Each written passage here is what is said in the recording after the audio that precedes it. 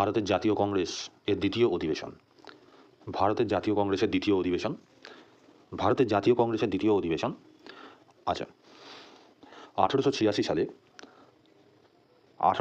সালে 27 থেকে 30 ডিসেম্বর তারিখের মধ্যে কলকাতায় এই জাতীয় কংগ্রেসের দ্বিতীয় অধিবেশন অনুষ্ঠিত হয়। জাতীয় কংগ্রেসের দ্বিতীয় অধিবেশন 1886 সালের 27 থেকে 30 ডিসেম্বর কলকাতায় অনুষ্ঠিত হয়। প্রথমটা অনুষ্ঠিত হয়েছিল বোম্বাইতে 1885 সালে। আচ্ছা, প্রতি বছর কংগ্রেসের অধিবেশন অনুষ্ঠিত হতো এই 25 থেকে 31 ডিসেম্বরের মধ্যে। তার কারণ হচ্ছে কংগ্রেসে তখন যারা নেতৃবৃন্দ ছিল তারা বেশিরভাগই হচ্ছে ধনী পরিবারের সন্তান, এবং তারা কেউ বড় কেউ আইএএস মানে ইন্ডিয়ান সিভিল সার্ভেন্ট ছিল, অর্থাৎ আইসিএস চাকরি করতো, অথবা কেউ হচ্ছে উকিল, ব্যারিস্টার, মোক্তার, জজ, সাংবাদিক এরকম ছিল।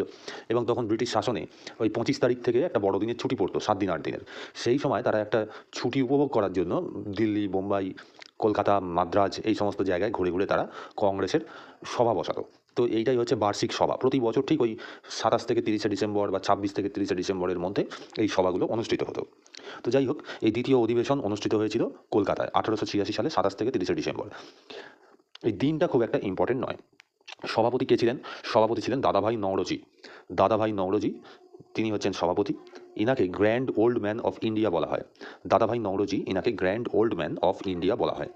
দাদাভাই নওরোজি তিনি পার্সি সম্প্রদায়ভুক্ত এবং তিনি মোট 3বার কংগ্রেসের সভাপতি হয়েছিলেন। প্রথমটা হচ্ছে 1886 সালে, পরেরটা হচ্ছে 1893 এবং 1906 সালে। 1886, 1893 এবং 1906। 1886, 1893 এবং 1906 দাদাভাই নওরোজি 3বার কংগ্রেসের সভাপতি হয়েছিলেন। পরীক্ষার দিক থেকে ভীষণ ইম্পর্টেন্ট। এই অধিবেশনে কংগ্রেসের প্রতিনিধি সংখ্যা কত ছিল?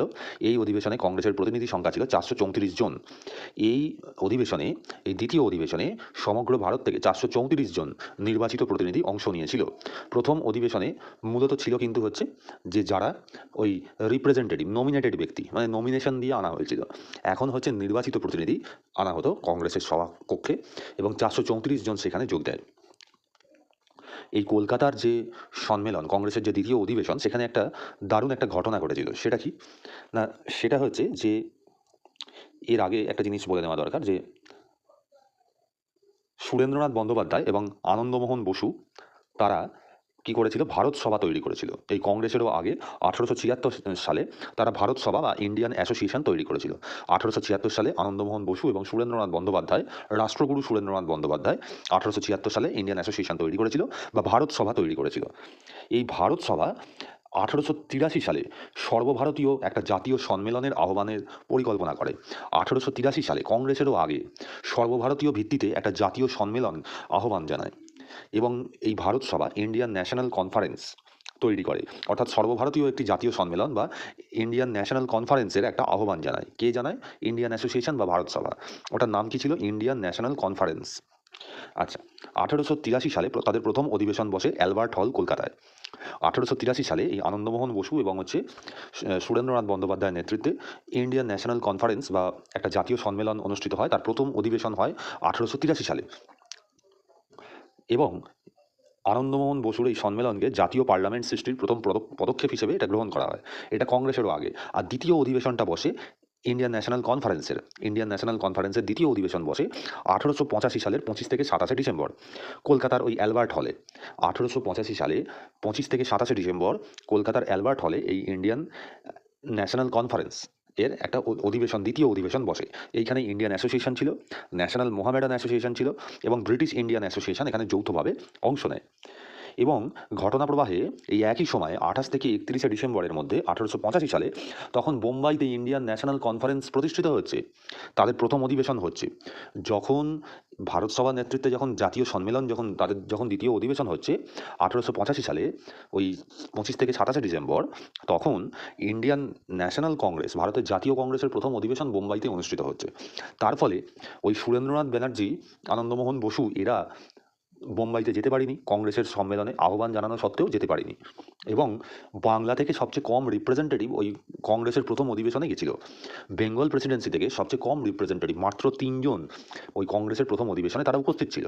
তারা যেতে পারিনি, কারণ হচ্ছে তার ভারত সভার নেতৃত্বে এইখানে সম্মেলন হচ্ছিল কলকাতায়, সেই জন্য তারা যেতে পারেনি।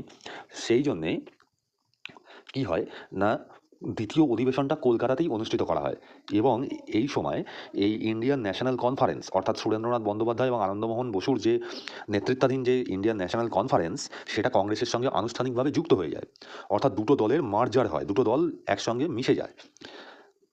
এর ফলে এই সুরেন্দ্রনাথ বন্দ্যোপাধ্যায় কংগ্রেসে যোগদান করার ফলে, আনন্দমোহন বসুর মতো বাগ্মী নেতা কংগ্রেসে জয়েন করার ফলে কংগ্রেসে একটা নতুন প্রাণ সঞ্চার হয়, কংগ্রেসে একটা নতুন প্রাণ সঞ্চার হয়।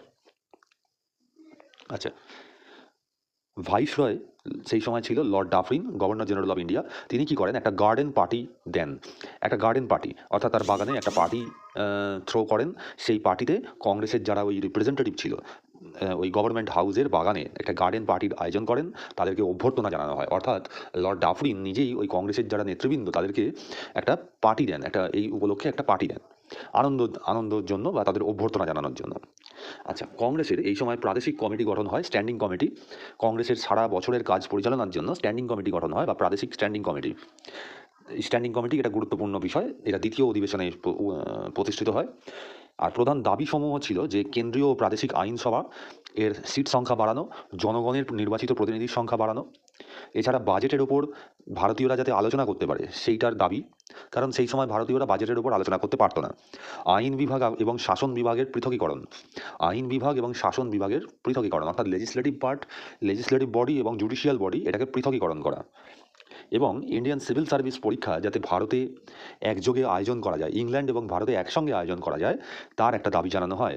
এবং হচ্ছে ইন্ডিয়ান সিভিল সার্ভেন্টদের ক্ষেত্রে বয়সের ঊর্ধ্বসীমা 19 করে দেওয়া হয়েছিল, ব্রিটিশরা 19 করে দেয় যাতে ভারতীয় কেউ চান্সই না পায়। এই 19টাকে বাড়িয়ে 23 করার দাবি জানানো হয়, 19 থেকে বাড়িয়ে 23 করার দাবি জানানো হয়। এছাড়া ওই লর্ড লিটন এর যে অস্ত্র আইন, আর্মস অ্যাক্ট এবং লবণ করের সমালোচনা করা হয়, অস্ত্র আইন এবং লবণ করের সমালোচনা করা হয়।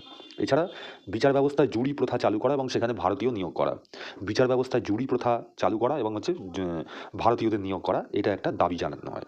তো এই হচ্ছে মোটামুটি দ্বিতীয় অধিবেশন কংগ্রেসের।